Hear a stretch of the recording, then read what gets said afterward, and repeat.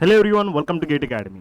तो अभी हम बहुत ही एक इम्पॉर्टेंट मुद्दे पे बात करने वाले हैं जो कि आपको बहुत हेल्प करने वाला है आपके पेपर अटेम्प्ट करने में। दैट आपको किस तरीके से अपना पेपर अटेम्प्ट करना चाहिए, ठीक है। तो just before coming directly to the point, उससे पहले छोटी सी चीज़ एक और कि यार जब आप अपना एग्ज़ाम देने जाओगे तो ऑब्वियस सी बात है कि अगर 9 बजे पेपर शुरू होना है तो आप 9 बजे एग्जैक्टली तो सीट पर बैठोगे नहीं।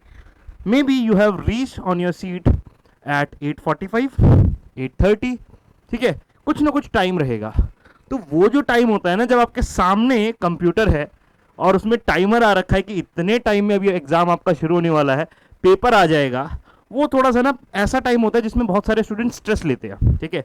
तो मैं उस पॉइंट के लिए बोलना चाहूंगा कि उस मोमेंट पे ये मत सोचना कि ये फॉर्मूला क्या था, उस फॉर्मूले में वैल्यू क्या थी, मैंने गलती क्या करी, मैंने ये क्या किया, कुछ मत सोचना इस बारे में। जितना ज्यादा सोचोगे ना, उतना ज्यादा पैनिक वाला एनवायरनमेंट आपको क्रिएट हो सकता है, उतना ज्यादा आप पे स्ट्रेस बन सकता है, ठीक है। दो चीजें बोलूंगा, सिंपली डीप ब्रीथ करिएगा, ठीक है, गहरी गहरी सांसें लीजिए आराम से, आराम से, ठीक है, थोड़ा सा आपको बेटर फील होगा। और दूसरे लोगों को देखिए, क्योंकि जो ये स्ट्रेस वाला मूड होता है ना, आपके चेहरे पे दिखता है। तो आप जब दूसरों को देखोगे ना, आपको लगेगा, दिखेगा कि भाई देखो कितने डरे हुए हैं सभी। तो एक स्माइल भी आती है कि हाँ भाई देखो, सबके साथ हो रहा है, ये आप ही अलग नहीं हो जो इतना परेशान है, ठीक है। तो ये दो चीज जरूर करनी है just before starting your preparation, कि भाई कंप्यूटर स्क्रीन की तरफ देखते ना रहिए, ठीक है, थोड़ा बहुत इधर उधर देखिए पेपर शुरू होने से पहले। शुरू होने के बाद तो भाई सीधा स्क्रीन है आपके सामने, उसी को टारगेट करना है, क्वेश्चन सॉल्व करना है। जस्ट उससे पहले डीप ब्रीथ करना इंपॉर्टेंट है, थोड़ा सा बेटर फील होगा और इधर उधर देखिए, थोड़ा सा अच्छा लगता है, ठीक है। क्वेश्चंस नहीं सोचना है कि भाई क्या क्या किया है पहले, क्या नहीं किया है, सब हो चुका है, सब आता है, दैट्स इट। अच्छा, द मोमेंट कि पेपर शुरू हो गया, आपके सामने पहला क्वेश्चन आ गया, अब क्या करें। मैंने ये बहुत बार बताया हुआ है, अगर पहला क्वेश्चन जो आया अगर आपको आता है, सॉल्व इट, सॉल्व कर दो, सॉल्व इट। अगर नहीं आता है, नहीं आता वो भी छोड़ो, नहीं भी आता छोड़ो, अगर 1% भी डाउट लगे ना कि यार पढ़ करके चेक कर रहे हो आप, कुछ कुछ अजीब सा लग रहा है, थोड़ा सा भी डाउट लगे, उसको छोड़ के स्किप करके आगे बढ़ जाना, स्किप करके आगे बढ़ जाना। जिस पे फुल कॉन्फिडेंस आए ना क्वेश्चन पर, वो सॉल्व करना, कॉन्फिडेंस बिल्टअप होगा, चाहे आप कितने ही फिर स्किप कर रहे हो। वो जो स्किप वाले क्वेश्चन है ना, उन पे ज्यादा ये नहीं सोच रहा है मैंने इतने सारे क्वेश्चन स्किप कर दिए, नहीं। जो पहला क्वेश्चन सॉल्व होगा ना आपसे, वो आपका कॉन्फिडेंस बिल्डअप करेगा। तो rather than devoting time to something कि आपको कॉन्फिडेंस नहीं आ रहा और आप उसको सॉल्व करने लगे, ये इंपॉर्टेंट है कि आप स्किप करते जाइए जब तक आपको कॉन्फिडेंस नहीं आ रहा है किसी क्वेश्चन पे। जैसे ही लगा उसको सॉल्व करो, कॉन्फिडेंस यहां से यहां चला जाएगा, डर अपने आप कम हो जाएगा, ठीक है। तो भाई ये चीज ध्यान रखनी है कि जिस क्वेश्चन पे कॉन्फिडेंस हो, फॉर्मूला बेस्ड या फिर जो भी आपका फेवरेट टॉपिक से है और आपको दिख रहा है कि क्वेश्चन हो जाएगा, उस क्वेश्चन को सॉल्व करिएगा, ठीक है। फर्स्ट थिंग डायरेक्टली, क्योंकि बहुत बार ये होता है, जैसे 2020 में मेरे साथ भी हुआ था कि पहला ही क्वेश्चन जो आया उसमें फिगर कुछ बना हुआ था, मैं डर गया, जनरल एप्टीट्यूड का क्वेश्चन देख के डर गया मैं। वो बाद में इतना सिंपल क्वेश्चन था ना, हो गया। तो अक्सर जो एक टेंशन बिल्टअप होता है ना दिमाग में, उसकी वजह से आप सोचने लगते हो कि क्वेश्चन पता नहीं क्या ही है। उस चीज को कम किया जाएगा जब आपका कॉन्फिडेंस बढ़ेगा। और इनिशियली जब पेपर स्टार्ट होगा तो थोड़ा सा प्रेशर रहता है, थोड़ा सा रहता है, वेरी जेन्युइन, ठीक है। तो उस मोमेंट पे अगर स्टार्टिंग में ऐसा कुछ क्वेश्चन आप सॉल्व करें जो आपको आता है, आराम से हो जाएगा, तो एक कॉन्फिडेंस बिल्डअप होने लगता है, ठीक है। इस चीज का ध्यान रखिएगा कि कोई भी क्वेश्चन रैंडमली नहीं करना है, जो आपको आता है उसी को पहले सॉल्व करिएगा, कॉन्फिडेंस बढ़ेगा। दूसरी चीज कि यार जो आप अपना स्क्रिबल पैड यूज करोगे, स्क्रिबल पैड में थोड़ा सा नीट एंड क्लीन करके यूज करिएगा उसको, ठीक है। नीट एंड क्लीन किस लिए बोल रहा हूं कि अगर आप साफ साफ लिखोगे, अब आपने कोई भी कैलकुलेशन 53 इंटू 19 ऐसे कुछ लिखा हुआ है, मतलब आधे टाइम जब वापस आओगे तो ये सोचोगे कि ये मैंने लिखा ही क्या है। नीट एंड क्लीन लिखोगे ना, तो उससे फायदा क्या होता है, at the time of revision, last moment पे जब आपको रिवीजन करना पड़ता है ना, उस टाइम पे वो चीज बहुत काम आती है कि यार हाँ मैंने एग्जैक्टली क्या लिखा हुआ है। And you can verify the calculations also, कि भाई आपने यहीं पे इसको ही कुछ और समझ लिया, तो भाई हो गया काम। आपने नंबर ही गलत लिख दिया बाई चांस, ठीक है, लेकिन आपको उस टाइम पे पता है मैंने क्या लिखा हुआ है और सॉल्व हो गया था। बाद में चेक करते हुए अगर समझ में नहीं आ रहा, आप गलत कर दोगे। तो साफ साफ स्क्रिबल पैड में लिखिएगा, उसका प्रॉपर यूटिलाइजेशन करिएगा, ठीक है। स्पेस जितना हो उतना प्रॉपर यूटिलाइज करते हुए, ये नहीं वेस्ट करना है, ठीक है। रनिंग राइटिंग में ज्यादा ना लिखिएगा, थोड़ा थोड़ा आराम से ध्यान से क्वेश्चन को सॉल्व करिएगा। थोड़ा कुछ सेकंड्स एक्स्ट्रा लग जाए, लेकिन श्योरिटी रखिए कि जैसा लिख रहे हो, जो डेटा दिया है वही डेटा लिख रहे हो, ठीक है। तो ये हुआ थोड़ा सा स्क्रिबल पैड के बारे में। अभी मैं बताता हूं, जैसे ही कोई मान लो लॉन्ग क्वेश्चन आया, कोई भी लॉन्ग क्वेश्चन, ठीक है, बहुत बार होता है, तो लॉन्ग क्वेश्चन तो मैं ये कहूंगा वो लास्ट में अटेम्प्ट करने हैं। आपको दिखे ना, क्वेश्चन ही नहीं पढ़ना, ऐसा क्वेश्चन दिखे ना कि भाई 40 से 50 वर्ड का है या फिर उससे भी ऊपर वर्ड्स का है, लॉन्ग क्वेश्चंस के लिए उनको लास्ट में अटेम्प्ट करना है। लास्ट में मतलब कि जब आप बाकी के क्वेश्चंस कर चुके हो या फिर देख चुके हो, लास्ट में अटेम्प्ट करना है, ठीक है। अच्छा, उसके अलावा मेक अ हैबिट, हैबिट तो अब क्या बनेगी, खैर ये ट्राई करिएगा कि you are recording the data while reading, recording the data while reading, कहने का मतलब है आप साथ के साथ डेटा लिख रहे हो, recording the data while reading. जैसे मैंने हमेशा लाइक मेरे मैराथन्स में भी मैंने बताया है कि आप क्वेश्चन पढ़ते जा रहे हो और डेटा लिखते जा रहे हो, एंड वेरीफाई, वेरीफाई जरूर करना यार एग्जैक्टली क्या यही डेटा लिखा हुआ है, थोड़ा सा वेरीफाई, जल्दीबाजी में नहीं करना है, जल्दीबाजी में करोगे हो जाएगा काम खराब थोड़ा सा, ठीक है। तो ये कुछ पॉइंट है, क्या क्या मैंने बोला कि भाई स्क्रिबल पैड को प्रॉपर यूटिलाइज करना है, ठीक है, उसके लिए स्पेस उसका अच्छे से यूज करिएगा। दूसरा पॉइंट ये, इन शॉर्ट सारी चीजें मैं बता रहा हूं, ठीक है। दूसरा थोड़ा साफ साफ लिखिएगा ताकि रिवीजन करते वक्त या फिर जहां पे जिन क्वेश्चंस में आपको डाउट था कैलकुलेशन में कहीं, उधर आपको इशू ना पड़े, ठीक है। जो भी बड़े बड़े क्वेश्चन है या फिर जो आपको डराने लगे उन क्वेश्चंस को सबसे लास्ट में सॉल्व करिएगा, ठीक है। और जो भी लंबे क्वेश्चंस हैं उनको रिकॉर्ड करिएगा उनका डेटा एट वेरी, मतलब जब आप उसको पढ़ रहे हो उस टाइम पे, ठीक है। क्योंकि उस टाइम पे क्या होता है, आप एक ही रीडिंग में या दो रीडिंग में मैक्सिमम खत्म कर दोगे, डेटा लिख लोगे, ठीक है, फिर आपको क्वेश्चन क्लियर हो जाता है। अदरवाइज क्या होता है, आप सिर्फ ऐसे ही एक बार नजर मार रहे हो क्वेश्चन पे, पढ़ा एक बार नहीं आया, दूसरी बार पढ़ा, तीसरी बारी में फिर डेटा लिख रहे हो, नहीं, दैट इज नॉट करेक्ट, थोड़ा सा टाइम ज्यादा वेस्ट हो जाता है, ठीक है। अब आप थोड़ा सा ना अटेम्प्ट करने के तरीके में एक ये चीज सोच सकते हो कि मेरे को पहले कौन से सब्जेक्ट के क्वेश्चंस करने हैं। जैसे कि अगर आपको अपना एनालिसिस अभी तक पता चल गया होगा कि आप किस सब्जेक्ट में कॉन्फिडेंट हो, किस सब्जेक्ट में नहीं हो, तो जो आपके सब्जेक्ट का क्वेश्चन आए ट्राई कीजिए, ठीक है। कॉन्फिडेंस आ रहा है, सॉल्व हो जाएगा, सॉल्व करिए। और जो आपके सब्जेक्ट का नहीं है, कहने का मतलब जो आपका स्ट्रांग नहीं है, उनके जो क्वेश्चंस है आप वो थोड़ा सा लास्ट में कर सकते हो। अब मैं ये नहीं कहूंगा यार कि आप डीएमजीटी के सबसे पहले करिए, यार डीएमजीटी अगर आपका वीक है उसको सबसे लास्ट में देखिए, ठीक है। जो दूसरे स्ट्रांग सब्जेक्ट्स हैं, क्योंकि क्वेश्चन आते जाएंगे सीक्वेंस में, ये तो पता नहीं है कि इस क्वेश्चन के बाद जो क्वेश्चन है वो किस सब्जेक्ट का होगा, वो तो आपको देखने के बाद ही पता चलेगा। बट अपनी एक प्रायोरिटी सेट कर लीजिए, एक माइंड मैप बना लीजिए कि ठीक है डीएमजीटी का पहले सॉल्व करूंगा, फिर सी प्रोग्रामिंग आएगा तो वो भी आएगा तो मैं कर लूंगा। ऐसे कैटेगरी में डिवाइड कर लीजिए, कैटेगरी में डिवाइड कर लीजिए अपने सब्जेक्ट्स को कि हाँ इनको मैं पहला प्रेफरेंस देना चाहूंगा कि अगर कोई क्वेश्चन दिखा तो मैं तभी सॉल्व कर दूंगा, और नहीं हो रहा होगा तो उसको स्किप कर दूंगा, कोई बात नहीं। और ये जो क्वेश्चन है इनको मैं होल्ड पे डालूंगा, कब तक के लिए, जब तक आप 65 क्वेश्चंस को देख नहीं लेते हो। 65 क्वेश्चंस को देख नहीं लेते हो, देखने का मतलब एक तरीका मैंने पहले भी बताया है, स्कैनिंग मेथड, जो आपको यूज करना है फॉर अटेम्प्टिंग योर टेस्ट। ये स्कैनिंग मेथड क्या कहता है, ये कहता है यार कोई भी क्वेश्चन अगर आपको आता है उसी टाइम पे सॉल्व कर दो, नहीं आता है स्किप कर दो। तो इस तरीके से जब आप हर एक क्वेश्चन के साथ करते जाओगे ना, जो 65 क्वेश्चन है आप देख लोगे, मिनिमम मैं बोल रहा हूं 1 to 1.5 आवर में आप सारे 65 क्वेश्चन देख लोगे। क्योंकि इनिशियली मैं बता रहा हूं कि कोई ऐसा बहुत मुश्किल से ही होता है कि भाई आप स्कैन करते गए सारे क्वेश्चन होते चले गए। तकरीबन 1.5 to 1 to 1.5 आवर्स मैक्सिमम लोगों के लिए बता रहा हूं ऑन एन एवरेज। जो अच्छे स्टूडेंट है उनका तो 2 घंटे या 2.5 घंटा भी लग सकता है, क्योंकि उनसे सारे क्वेश्चन होने लगेंगे, मे बी ऐसा हो सकता है। But on an average student के लिए मैं अगर बताना चाहूं तो आपका 1 से 1.5 आवर के बीच में आप 65 क्वेश्चन देख चुके होंगे, और आपको यह पता रहेगा कि भाई ये क्वेश्चन है जो सॉल्व हो सकते हैं, तो उनको सेकेंड राउंड में आप सॉल्व करोगे जिन पे कॉन्फिडेंस नहीं आ रहा था, ठीक है।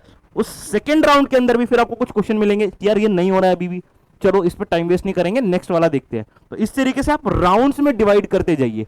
मे बी पहले राउंड में आपसे होंगे क्वेश्चन कुछ करके 20, 15 to 20 या फिर 25, इतने क्वेश्चन होंगे राउंड 1 में, फर्स्ट राउंड में। सेकेंड राउंड में फिर आपके और कुछ 10 से 15 क्वेश्चन सॉल्व होंगे। इस तरीके से चलता जाएगा, जैसे जैसे कॉन्फिडेंस आपका बिल्टअप होता जाएगा, इजी क्वेश्चन या फिर आपके फेवरेट टॉपिक के क्वेश्चन से दूर के जो सब्जेक्ट है, यानी कि जिसमें आपका उतना होल्ड नहीं था या फिर उतना ज्यादा प्रैक्टिस नहीं थी, ये चीजें धीरे धीरे बिल्टअप होती जाएगी, कॉन्फिडेंस बढ़ता जाएगा, and more number of questions you will be able to attempt. Otherwise क्या होता है, आप एक ही बारी में सोचते हो 1 से 65 पूरे 3 घंटे में करना है, 65 क्वेश्चन पे लास्ट में पहुंचना है, तो उसमें टाइम वेस्ट बहुत ज्यादा कर देते हो आप कि भाई एक क्वेश्चन पे 15 मिनट वेस्ट कर दिया। तो ये वाला काम नहीं करना है, ठीक है। ये तब अच्छा लगता है अगर आपने बाकी सारे क्वेश्चन देख लिए और ये कुछ क्वेश्चन बचे हैं 2 या 3, उसमें आप चाहे आधा घंटा दे दो, इट्स ओके, क्योंकि बाकी के क्वेश्चन आप कर चुके हो जो पता था, ठीक है। ये चीज बहुत इंपॉर्टेंट थी, स्कैनिंग वाला तरीका, ठीक है। और एक ये चीज कि आप डिवाइड कर लेना सब्जेक्ट्स को 2 पार्ट में, कि जो आपका फेवरेट टॉपिक या जिस पे आपकी होल्ड ज्यादा है उनके क्वेश्चन देखते ही सॉल्व करना है, नहीं होता है तो स्किप कर देना है, सिंपल सी बात है। ये हर एक क्वेश्चन के लिए वैलिड है, चाहे किसी भी सब्जेक्ट का हो। डिफिकल्ट है, इजी है, ठीक है, फेवरेट है, नहीं है, डाउट है, स्किप दैट क्वेश्चन, उसको बाद में देखेंगे थोड़े टाइम बाद, ठीक है। तो 2 पार्ट में डिवाइड करना। ये जो क्वेश्चन होंगे जो आपके फेवरेट नहीं है, नॉट योर फेवरेट, या फिर आप स्ट्रांग नहीं हो इसमें, ठीक है, उनके लिए क्या करना है, उनके लिए सिंपली उसको स्किप करते वक्त फॉर द मोमेंट आगे बढ़ते जाओगे, ताकि जब लास्ट में आपके पास टाइम बचे, क्योंकि मैं बता रहा हूं ना, आप आराम से 1 to 1.5 आवर्स में सारे 65 क्वेश्चन देख चुके होंगे। उसके बाद किसी भी क्वेश्चन पर जो आपसे नहीं हो पाए उन पे आप टाइम ज्यादा देना शुरू कर सकते हो, क्योंकि नॉर्मली क्या होता है, अगर आपने किसी क्वेश्चन पे अच्छा खासा टाइम दे दिया और लास्ट में मान लो कुछ इजी क्वेश्चन थे, फॉर्मूला बेस्ड क्वेश्चन थे, तो यार वो तो आपके मिस हो जाएंगे ना। तो ये वाली चीज नहीं करनी है, जो हो सकते थे उनको पहले निपटाना है, धीरे धीरे जिसमें आपको डाउट है, डर लगता है, थोड़ा सा अजीब से क्वेश्चन है, उनको आप बाद में देख सकते हो, ठीक है। ये एक इंपॉर्टेंट चीज थी कि भाई किस तरीके से अटेम्प्ट करना है। सब्जेक्ट्स को डिवाइड कर दो 2 पार्ट में, स्कैनिंग को यूज करना, ठीक है। स्कैनिंग मतलब आप मल्टीपल राउंड्स में अपना पेपर पूरा अटेम्प्ट करते हो। एंड लास्ट पॉइंट में ये जो कहना चाहूंगा कि रिवीजन जरूर करना है, रिवीजन, ठीक है। लास्ट के 15 to 20 मिनट्स जब बच जाए, 15 to 20 मिनट्स जब बच जाए, तो कोई नया क्वेश्चन मत लेना। कुछ क्वेश्चन आपके भले ही बचे हुए हो, भले ही कुछ क्वेश्चन आपके बचे हुए हो, अटेम्प्ट मत करना उनको। उससे पहले प्रायोरिटी देना कि जो आपने ऑलरेडी अटेम्प्टेड हैं वो सही किए हैं क्या, ऑलरेडी अटेम्प्टेड हैं वो सही किए हैं क्या, ये जरूर मेक श्योर करना, ठीक है। क्यों, मान लो यार जो आपका लास्ट में क्वेश्चन कुछ बचे हैं 2 से 3 क्वेश्चन, भाई वो इसीलिए तो बचे हैं क्योंकि उसमें आपको कॉन्फिडेंस नहीं आ रहा था, और जो ऑलरेडी अटेम्प्ट है उन पे कॉन्फिडेंस था, इसीलिए आपने वो अटेम्प्ट किए। पता है दुख कहां पर ज्यादा होगा, अगर जो आपने ऑलरेडी अटेम्प्ट क्वेश्चन किए हैं उसमें नेगेटिव मार्किंग हो गई, तो उसमें कहीं गलती करके आ गई, तो ज्यादा दुख होगा, रेदर देन कि 2 से 3 क्वेश्चन जो आपको दिक्कत दे रहे होंगे, प्रॉब्लम दे रहे होंगे कि नहीं मेरे से सॉल्व हो रहे हैं, ठीक है। तो रिवीजन जरूर करना है पेपर में, लास्ट के 15 से 20 मिनट में आराम से हो जाता है, कोई ज्यादा टाइम नहीं लगता है, ठीक है। आपको बस वैल्यूज मैच करनी होती है, ये देखना होता है कि हाँ सही मैंने किया है क्या, कैलकुलेशन एक बार वेरीफाई कर लेंगे, बल्कि कई बार तो आंसर याद हो जाते हैं कि इसका मैंने क्या आंसर निकाला था, कैसे निकाला था, ठीक है।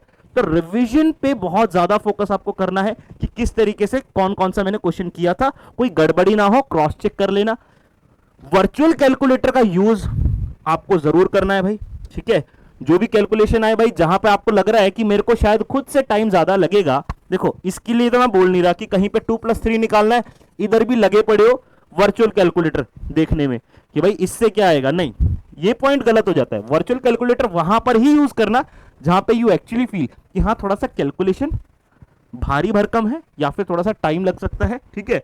जहां पे डायरेक्टली दिखे सॉल्व कर दो यार, कर दो सॉल्व, इतना तो खुद पे भी कॉन्फिडेंस होना चाहिए ना यार, प्रैक्टिस कर रहे हो तो कॉन्फिडेंस रखो कि छोटी छोटी कैलकुलेशन भी आप वर्चुअल कैलकुलेटर पे नहीं भाग रहे हो, ठीक है। उसके बाद थोड़ा सा ना इंटरफेस, अभी भी अगर आपने वर्चुअल कैलकुलेटर का इंटरफेस नहीं देखा है कैसा दिखता है भाई, ऑनलाइन बहुत सारा मिल जाएगा, TCS डिजिटल आयन मिल जाएगा, उधर जाकर के आप देखिए वर्चुअल कैलकुलेटर कैसा दिखता है, कौन से बटन कहाँ है। और because you belong to CS background, तो उतना ज़्यादा आपको दूसरे फंक्शंस की जरूरत नहीं पड़ेगी, like trigonometric functions, hyperbolic functions, ठीक है। इस टाइप के फंक्शंस की ज़्यादा जरूरत आपको नहीं पड़ने वाली है। नॉर्मल आपका एक्सपोनेंशियल वाला ज़्यादा यूज होगा, रूट वाला यूज हो सकता है, ठीक है। और नॉर्मल जो भी आपके ऑपरेशंस चलते हैं, चाहे वो फैक्टोरियल का हो, पावर का हो, इस तरीके से लॉगरिथमिक हो, ठीक है। तो इनका एक्चुअली देख लेना कहां पर बटन है, कई बार तो हम यही नहीं देख पाते कि कौन सा बटन कहां पर है, एग्जाम में पैनिक कर जाते हैं। तो उसके लिए इंटरफेस से परिचित होना बहुत इंपॉर्टेंट है, तो वो चीज एक बार मेक श्योर कर लीजिएगा।